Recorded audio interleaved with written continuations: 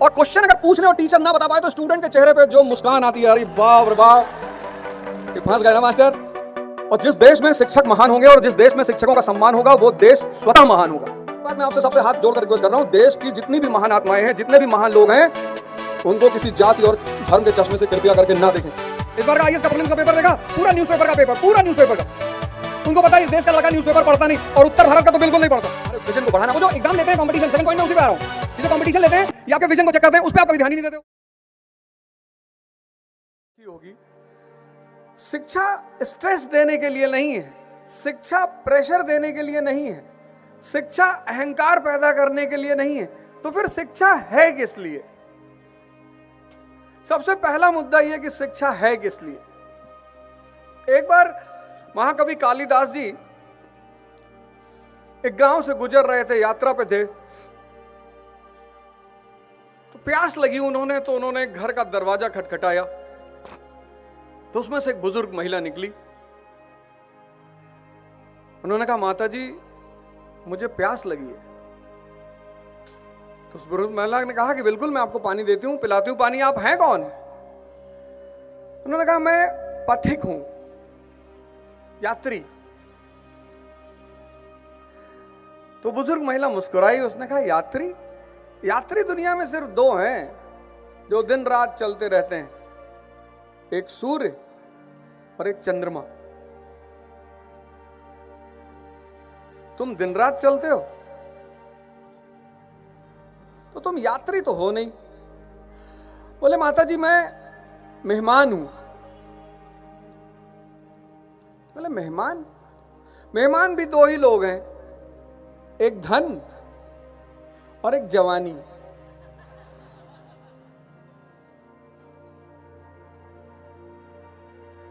बोले, माता जी मैं हठी हूं, हठ करने वाला।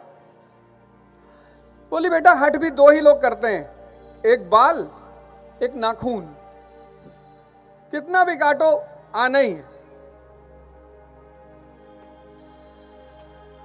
कालिदास जी ने कहा, माता जी मैं मूर्ख हूं।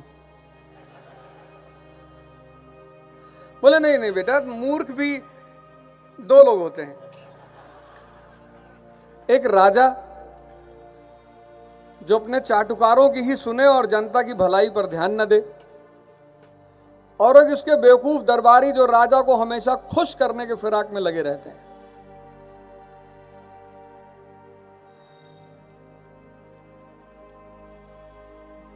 कालिदास जी ने कहा, माता जी मैं कुछ भी नहीं हूं। बोले, कुछ तो हो बेटा, लेकिन चलो कोई बात नहीं, प्यास तुमको ज्यादा लगी है। बोले, जी। बोले, आज के बाद एक बात याद रखना कि जब तुमसे जो सवाल किया जाए, जब मैंने तुमसे पूछा कि तुम कौन हो, तो तुम्हें कहना था ये मैं प्यासा हूं, प्यास लगी है। तुम क्या ही अपनी 500 आइडेंटिटी बता रहे हो, मैं ये हूं, मैं विधायक हूं, मैं सांसद हूं, मैं मंत्री हूं, मैं फलाना हूं। तुम बेटा प्यासे हो। शिक्षा का काम है ज्ञान का विस्तार, समझ का विस्तार, विजन का विस्तार। हम तो जीवन में कभी नहीं पढ़े, 12th तक।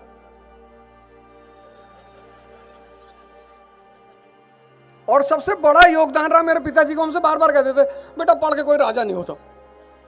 तो हमें कभी कभी लगता था कि यार ये कैसे पिताजी हैं यार, क्योंकि मैं बाकी लोगों को देखता था अपने बच्चों को मारते हुए, कोई आईटी की तैयारी कर रहा है, कोई पीएमटी कर रहा है, पढ़े जा रहे हैं, डॉक्टर बनेंगे। मैं कहता था फिर क्या करोगे? मेरे पिताजी ने मुझे मारा नहीं कभी, और पढ़ाई के लिए तो बिल्कुल नहीं मारा।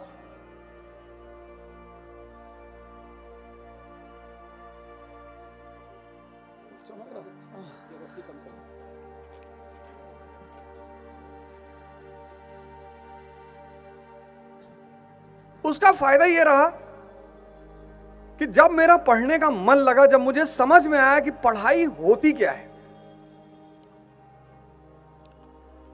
आज मैं यूपीएससी के स्टूडेंट्स को पढ़ाता हूं, लगभग पूरे भारत के स्टूडेंट्स मुझसे मिलते हैं, और एक से एक स्टूडेंट्स, और इस देश का जो युवा है उसकी क्षमता में तो कमी है ही नहीं। अब तुम लोग यहां चिल्ला रहे हो, कानपुर तक आवाज जा रही होगी।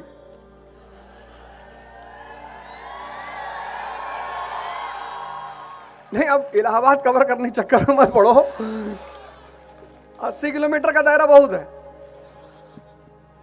इस देश के युवा में क्षमता की तो कमी है ही नहीं। बस उसको एक बात अगर पता चल जाए कि इस क्षमता को लगाना कहां है, करना क्या है।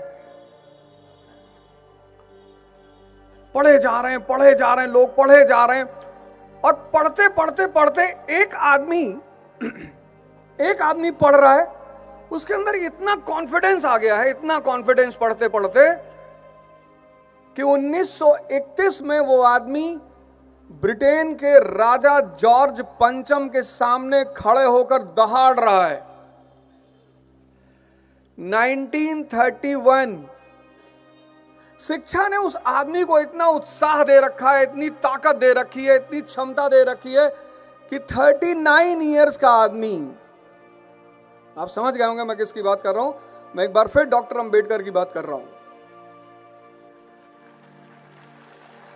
39 इयर्स 30। और एक बात मैं आपसे सबसे हाथ जोड़कर रिक्वेस्ट कर रहा हूं, देश की जितनी भी महान आत्माएं हैं, जितने भी महान लोग हैं, उनको किसी जाति और धर्म के चश्मे से कृपया करके ना देखें। अगर आपने ऐसा किया ना तो आप बहुत सारी चीजों से वंचित। मैं आपको शिक्षा की ताकत बता रहा हूं कि एक आप हैं जो बोलने से घबरा रहे हैं, किसी से बात करने से घबरा रहे हैं, एक वो आदमी 1931, 39 इयर्स, 39, ब्रिटेन का राजा जॉर्ज पंचम, ब्रिटेन का प्राइम मिनिस्टर रैमसे मैकडोनाल्ड, और वो आदमी खड़ा होकर बोल रहा है। ये कहां से आई हिम्मत? एजुकेशन से। फिर उस आदमी ने एक स्टेटमेंट दिया, बड़ा प्यारा, बहुत जगह मैं तो लगातार उसको रिपीट, मैं कहीं जाता हूं उस स्टेटमेंट को एक बार जरूर बोलता हूं। शिक्षा शेरनी का दूध है, जो पिएगा वो दहाड़ेगा।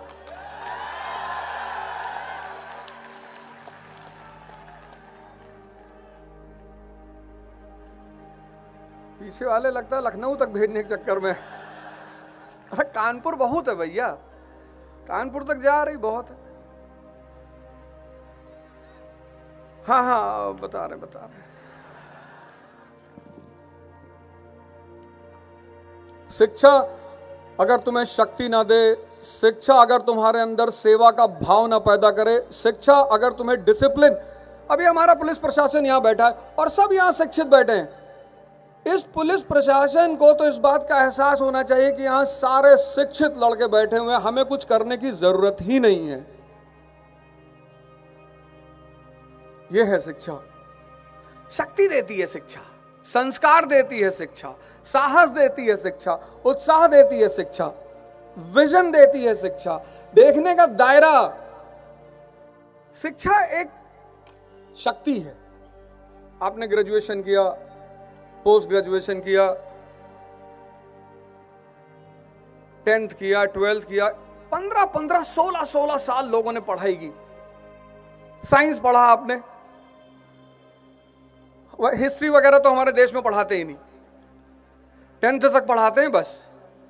और वो भी 10th तक टीचर बोलता है कि भैया देखो रट लो, इतिहास पढ़ के कोई राजा नहीं बनता, मतलब इतिहास पढ़कर किसी को नौकरी नहीं मिलती। ये बहुत अच्छी बात कहते हैं टीचर, क्योंकि इतिहास पढ़ के लोग राजा ही बनते हैं। ह्यूमैनिटीज का जो सब्जेक्ट है वो एनालिसिस का सब्जेक्ट हमारे देश में नहीं पढ़ाते। 10th तक सबको डॉक्टर बनना है, सबको इंजीनियर बनना है, सबको इंजीनियर बनना है, सबको 10th तक क्लियर हो जाता है कुछ ना कुछ बनना है, बस इसीलिए वो पढ़ते हैं।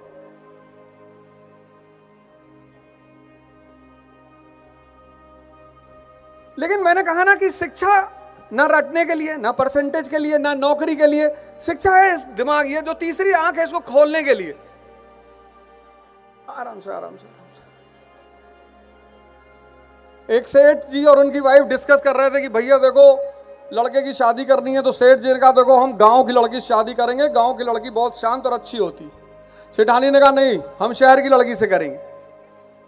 दोनों लोग झगड़ा करने लगे तो बोले अच्छा करते हैं, बारी बारी से टेस्ट कर लेते हैं कहाँ की लड़की से करना है। तो पहले दोनों लोग गांव गए तो सेठ जी ने गांव में जो लड़की देखी उससे कहा कि बेटा एक मैंगो शेक ले आओ। तो लड़की ने मैंगो लिया, तावे पे सेका और ला के सेठ जी के सामने रख दिया। कहा सेठ जी मैंगो शेक। सेठानी मुस्कुराई, बोली देखा इसीलिए तुमसे कहती हूं कि गांव की लड़की से शादी नहीं, यहां पढ़ाई अच्छी नहीं होती। सेठ जी ने कहा ठीक है चलो शहर की भी लड़की देख लेते हैं। तो शहर गए तो वहां सेठानी ने उस लड़की से कहा, शहर वाली लड़की से, कि बेटा एक पापड़ सेक के ले आओ। लड़की ने पापड़ लिया, मिक्सी में डाला, दूध डाला, शेक बनाया, लाके रख दिया। तो सेठ और सेठानी ने कहा कि देखो भैया इससे बढ़िया लड़का कुंवारा ही रहे, ज्यादा अच्छा है। ना शहर का दोष है ना गांव का दोष है, ये एजुकेशन सिस्टम पता नहीं क्या सिखा रही लोगों को।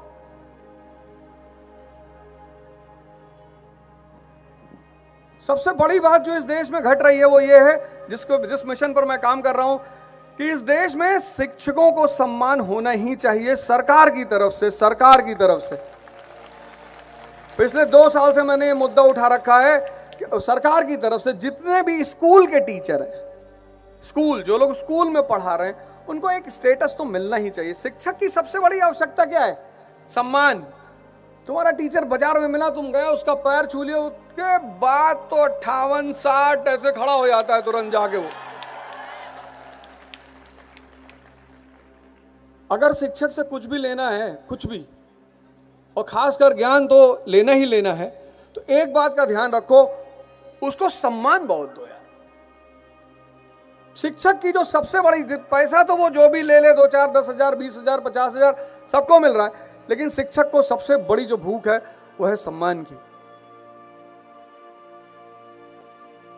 और जिस देश में शिक्षक महान होंगे और जिस देश में शिक्षकों का सम्मान होगा वो देश स्वतः महान होगा। ये सबसे बड़ी रिक्वायरमेंट है। तो शिक्षा का उद्देश्य है इस दिमाग को खोलना, रटना नहीं करना। रटना नहीं है।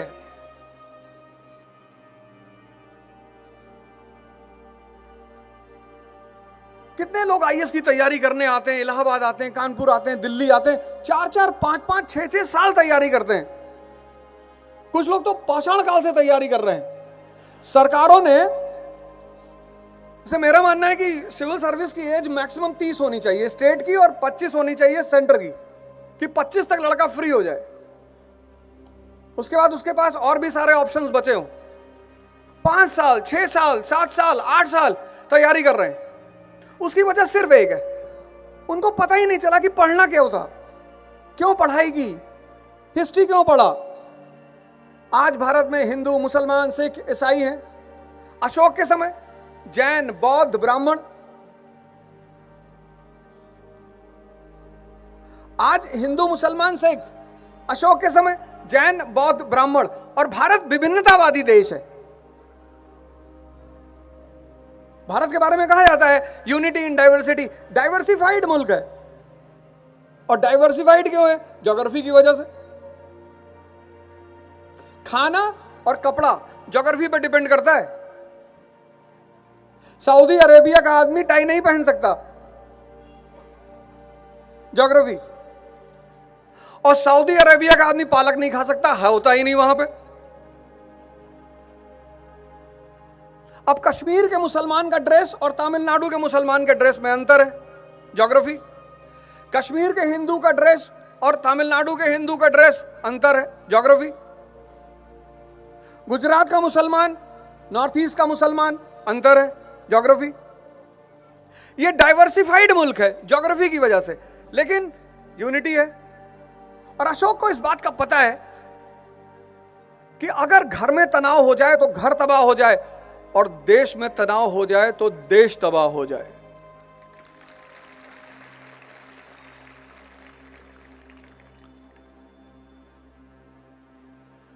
तुम ऐसे बहुत सारे लोग, अगर घर में तनाव होगा तो तुम देखो तुम्हारी पढ़ाई पे, तुम्हारे व्यक्तित्व पे, सब पे असर पड़ रहा होगा। और वो प्राचीन काल का शासक सम्राट अशोक, तब तो राष्ट्र है ही नहीं, वो प्राचीन काल का शासक सम्राट अशोक वो एक नीति लेकर आ रहा है, धम्म की नीति। और धम्म की नीति में वो क्या कह रहा है? सार वृद्धि। मतलब प्रत्येक व्यक्ति को हर व्यक्ति के धर्म की जो आधारभूत बातें हैं उसे जाननी चाहिए। आज न हिंदू मुसलमान के बारे में जानता है, न मुसलमान हिंदू के बारे में जानते हैं, और सब एक दूसरे पे कमेंट कर रहे हैं। किसी को भी किसी के धर्म पर कमेंट कभी नहीं करना चाहिए।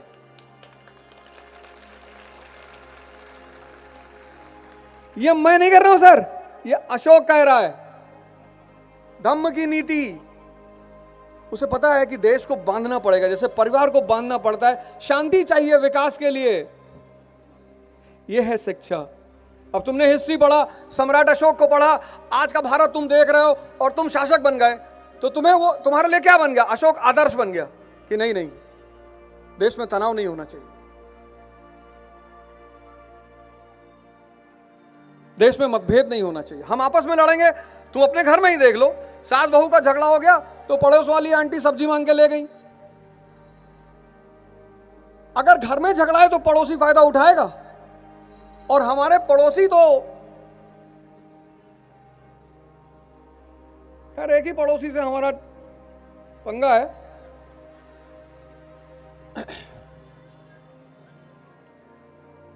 इसलिए इतिहास को पढ़ना है कि इस विभिन्नतावादी देश को पहले कैसे चलाया, अशोक ने कैसे चलाया, चंद्रगुप्त मौर्य ने कैसे चलाया,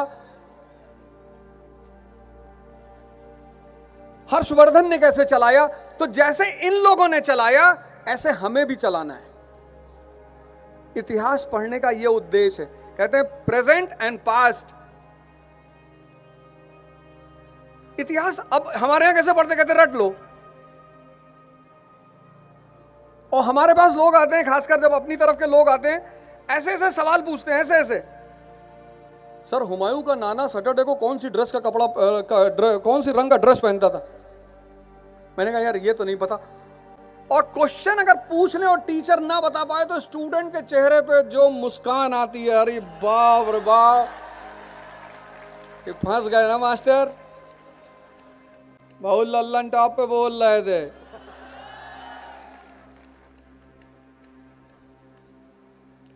वो अशोक हमारे लिए आदर्श है।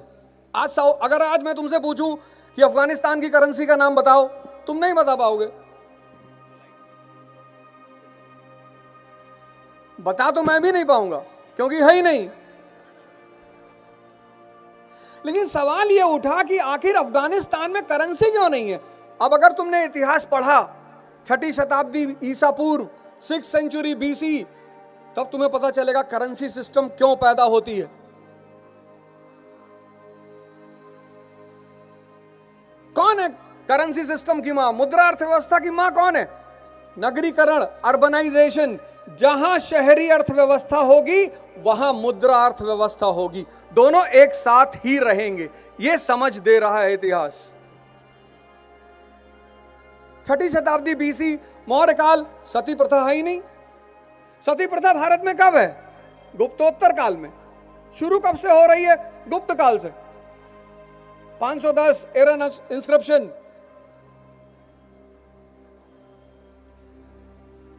अब तुम्हें लगा कि यार ये सती प्रथा भारत में, इसका मतलब शुरू से नहीं थी। नहीं, ना 6th सेंचुरी BC में है, ना मौर्य काल में है, ना मौर्योत्तर काल में है। तो आखिर ये गुप्तोत्तर काल में प्रथा कैसे बन जा रही है? एक बहुत बड़ी सीख अगर तुम कायदे से उसे पढ़ते हो। आज तुम अफगानिस्तान में स्त्रियों की दशा देखो।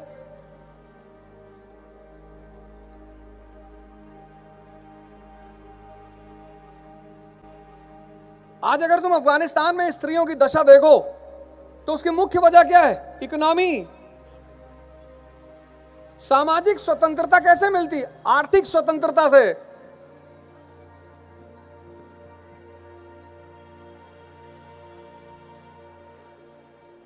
Social independence depends upon economic independence. वो मौर्य काल की जो स्त्रियां हैं, मौर्य काल में भारत का सबसे बड़ा निर्यात है मसाला, और मसाले के बाद दूसरा सबसे बड़ा निर्यात है कपड़ा, और कपड़ा बुनने का एकाधिकार किसके पास? महिलाओं के पास। यानी स्त्रियों की अर्थव्यवस्था में अहम भूमिका है। तो जब स्त्रियों की इकोनॉमी में अहम भूमिका है तो इसका मतलब उनकी आर्थिक स्थिति अच्छी है। तो जब आर्थिक स्थिति अच्छी है तो सामाजिक स्थिति अच्छी होगी कि नहीं होगी? बिल्कुल होगी। यानी अगर आज सरकार को महिलाओं की सामाजिक स्थिति अच्छी करनी है तो उन्हें क्या करना होगा? महिलाओं की आर्थिक स्थिति अच्छा करना होगा। इसलिए पढ़ना है इतिहास। इतिहास लड़ाई करने के लिए नहीं पढ़ना है।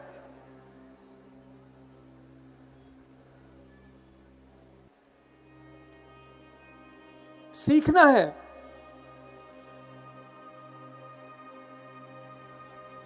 ग्रहण करना है। आज तो जितना एजुकेटेड आदमी होता जा रहा है उतना परेशान होता जा रहा है। हमारे सोसाइटी में एक साहब रहते हो, इतने पढ़े लिखे, मैंने गलती से अपनी गाड़ी उनकी पार्किंग में खड़ी कर दी। अब जल्दी में थे, खड़ी कर दी, वो आए भागते हुए मेरे दरवाजे पे, कॉल बेल दबा दिया उन्होंने, मतलब बजाय नहीं, दबा दिया। कॉल बेल बजी जा रही और सौभाग्य से मैंने ही दरवाजा खोला। मैंने कहा भाई साहब, और जैसे ही मैंने खोला वो इतने गुस्से में थे, बोले मैं बहुत कुत्ता आदमी हूं। लाल एकदम गुस्से से कांप रहे थे। मुझे हंसी आ गई। तो मैंने धीरे से पूछा कि भाई साहब ब्रीड कौन सी है? कहने लगे मुझे तो पता है तुम बदतमीज हो। मैंने कहा भाई साहब आपने ही कहा, अभी आपने कहा मैं कुत्ता हूं, मैंने कहा। तब उन्हें एहसास हुआ कि यार ये तो मैं गुस्से में खुद ही को गाली दे गया। ये हालत है। अगर पढ़ने से क्रोध आ रहा है तुमको, भगवान राम को तो नहीं आता। समंदर के सामने खड़े हैं, भगवान है, हाथ जोड़ रहे हैं, हाथ। यहां गांव का प्रधान टोल बूथ पे कहता है प्रधान है, गाड़ी के पीछे लिखा हुआ प्रधान, और कभी कभी तो लिखा हुआ पूर्व प्रधान। और नाहक में भगवान थोड़ी है। 3 दिन हाथ जोड़ रहे हैं, 3 दिन, 3 घंटे नहीं, 3 दिन।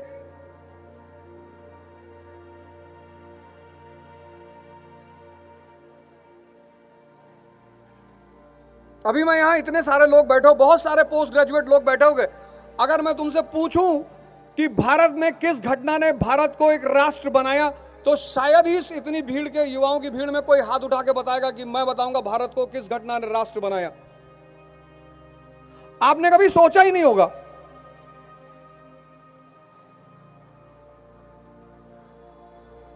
है कोई सूरमा जो बता दे कि भारत की 19वीं शताब्दी के उत्तरार्ध में किस घटना ने भारत को राष्ट्र बनने में अहम भूमिका अदा की?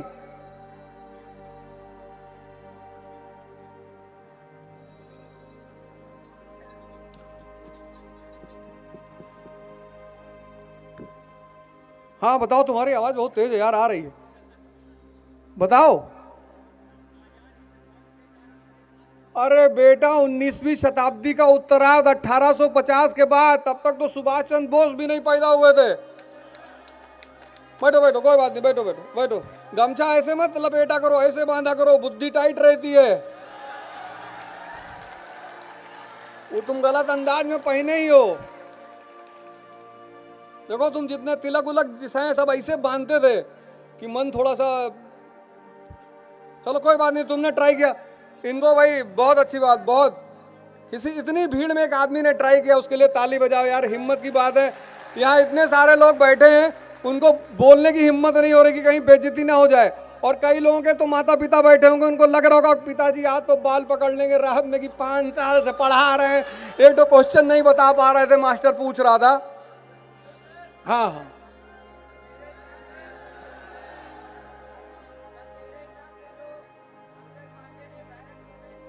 नहीं बेटा, तुम्हारे माँ बाप तो नहीं है यहाँ?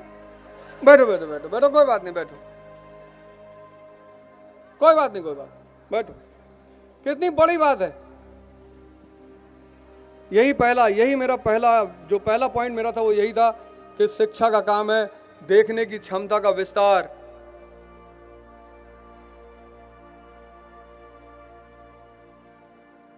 तो शिक्षा का काम है तुम्हारे विजन को बढ़ाना। वो जो एग्जाम लेते हैं कंपटीशन, सेकंड पॉइंट में उसी पे आ रहा हूं, ये जो कंपटीशन लेते हैं ये आपके विजन को चेक करते हैं, उस पे आप कभी ध्यान ही नहीं देते हो।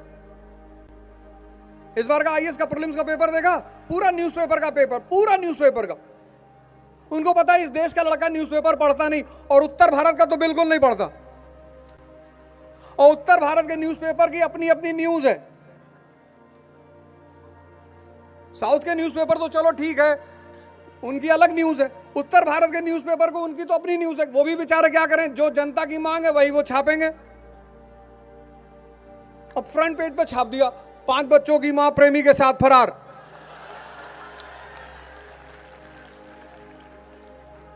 अब 15 साल जब ऐसा न्यूज़पेपर पढ़ा, पहली बार द हिंदू उठाया और उसमें फ्रंट पेज पे देखा, Ukraine is in crisis, Crimea is in trouble. Crimea cream बनाता क्या यार, पता ही नहीं। यहां कितने लोग बैठे होंगे, यूक्रेन और रूस का युद्ध चल रहा है पिछले 2 साल से, यहां कितने लोग बैठे होंगे जिनको आज तक नहीं पता होगा कि रूस की किस नीति की वजह से यह युद्ध चल रहा है। यहां बहुसंख्यक युवा बैठे होंगे, मैं दावे के साथ कह सकता हूं आपने कोशिश नहीं की होगी, जिनको यह पता ही नहीं होगा कि ये जो यूक्रेन और रूस का युद्ध चल रहा है ये किस वजह से चल रहा है, रूस की कौन सी नीति है जिसकी वजह से यह युद्ध चल रहा है। तो आप मेहनत बहुत करते हैं, बहुत। मैं तो कह रहा हूं ना, मैं पूरा भारत को देखता हूं पढ़ते हुए, पढ़ा रहा हूं मैं, जितनी मेहनत इस तरफ का लड़का करता है, कानपुर, इलाहाबाद, गोरखपुर, प्रताप, ये सब जो लड़के मेहनत करते हैं उतनी मेहनत कहीं कोई नहीं करता, लेकिन रिजल्ट फिर भी कम आता है। क्योंकि रावण को सब जगह मार रहे हैं, उसका सर काट रहे हैं बार बार, पर वो सर काटने से थोड़ी मरेगा। युद्ध की अपनी एक नीति है। तो पहली चीज कायदे से पढ़ो, और दूसरी चीज एजुकेशन और कंपटीशन दोनों अलग अलग चीज है, तुम दोनों को एक साथ लेके चलते हो। तो पहली गलती तो तुम ये करते हो कि तुमने कायदे से पढ़ा ही नहीं। पढ़ा बहुत, ये तो मैं एक्सेप्ट करता हूं, बहुत पढ़ा। हमारी तरफ का लड़का 10 घंटे बैठ जाएगा तो बैठा ही रहेगा, 10 घंटा, 12 घंटा, 14 घंटा पढ़ रहे हैं लड़के बैठ के, रिजल्ट क्यों नहीं आ रहा है? क्योंकि शिक्षा और एजुकेशन में डिफरेंस, शिक्षा और कंपटीशन, एजुकेशन और कंपटीशन।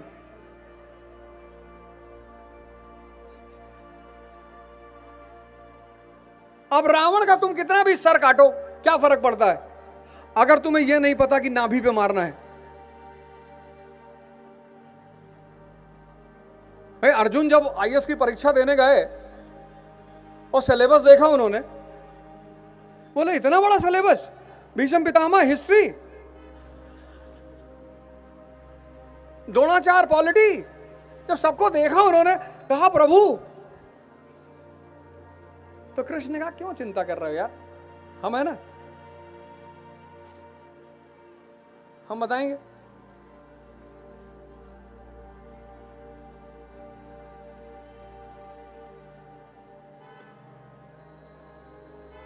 हम सब अर्जुन ही हैं, हम सब,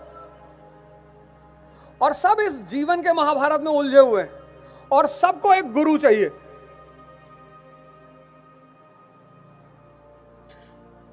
कंपटीशन मतलब युद्ध। आप कॉलेज में हो, आप ग्रुप बनाते हो, गैंग बनाते हो, पार्टी करते हो, बहुत अच्छी बात है कॉलेज में, और होता क्या है, सबकी तमन्ना होती कॉलेज जाना, सबकी। हम भी 10th से सोच रहे थे कॉलेज जाना है। कॉलेज एक आजादी देता है, उम्र के साथ एक आजादी, एक अनुभव,